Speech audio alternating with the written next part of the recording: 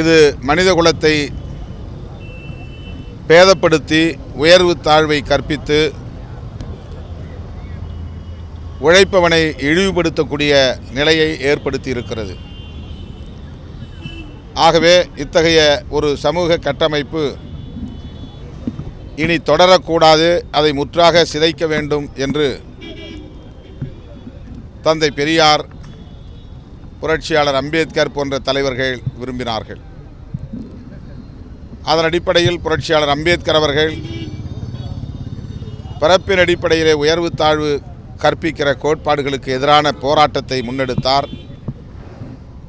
சனாதன எதிர்ப்பு களத்தை அமைத்தார். பெண்கள் விடுதலை பெற வேண்டும், உழைக்கிற மக்கள் தலை நிமிர்ந்து தன்மானத்தோடு வாழ வேண்டும் என்கிற அடிப்படையில் தன்னுடைய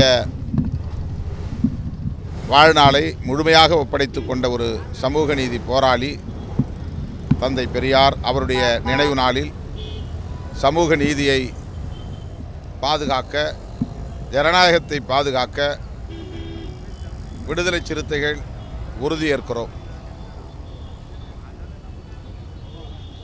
இன்றைக்கு பெரியார் நினைவு நாளையொட்டி விடுதலை சிறுத்தைகள் கட்சியின் சார்பில் ஒருங்கிணைக்கப்படுகிற விடுதலை சிறுத்தைகளின் விருதுகள் வழங்கும் விழா நடைபெற உள்ளது. இந்த விழாவில் தமிழக முதல்வர் மாண்புமிகு தளபதி ஸ்டாலின் அவர்களுக்கு விடுதலை சிறுத்தைகள் கட்சியின் சார்பிலே அம்பேத்கர் சுடர் விருதினை வழங்குகிறோம். இந்த விழாவிலே முதல்வர் அவர்கள் பங்கேற்று விருதினை பெற்று சிறப்புரை ஆற்றுகிறார்.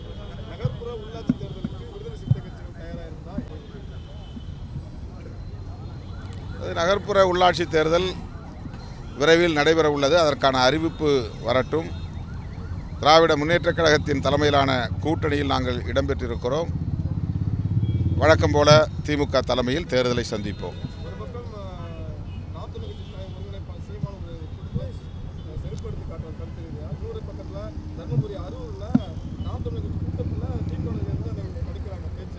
பொது வாழ்க்கையில்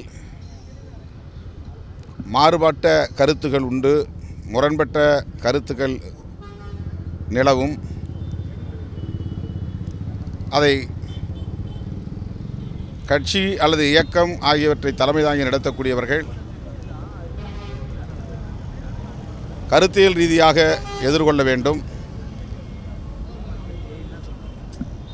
அவ்வாறு இல்லாமல் செருப்பை தூக்கி பொது நிகழ்வுகளிலே காண்பிப்பதை எந்த வகையிலும் நியாயப்படுத்த முடியாது. பொதுமக்களும் அதை ஏற்க மாட்டார்கள். அத்தகைய போக்கு உள்ளபடியே கவலை அளிக்கக்கூடியதாக இருக்கிறது, வேதனை அளிக்கக்கூடியதாக இருக்கிறது, கண்டனத்திற்குரியது. அரூரிலே நடந்த சம்பவம் குறித்து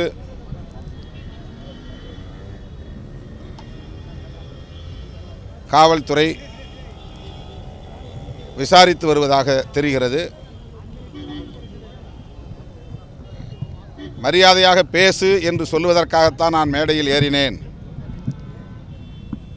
அவர்கள் ஆபாசமாக பேசுகிறார்கள் என்று மேடையில் ஏறிய திமுக பொறுப்பாளர் குறிப்பிட்டிருக்கிறார். அவதூறுகளை பரப்புகிறவர்கள் கருத்து சுதந்திரம் என்கிற பெயரில் சமூக ஊடகங்களை மிக மோசமாக பயன்படுத்துகிற போக்கு தலைதூக்கி இருக்கிறது. சமூக ஊடகங்கள் குறித்து அரசு கூடுதல் கவனம் செலுத்தி அதை முறைப்படுத்துவதற்கு, நெறிப்படுத்துவதற்கு,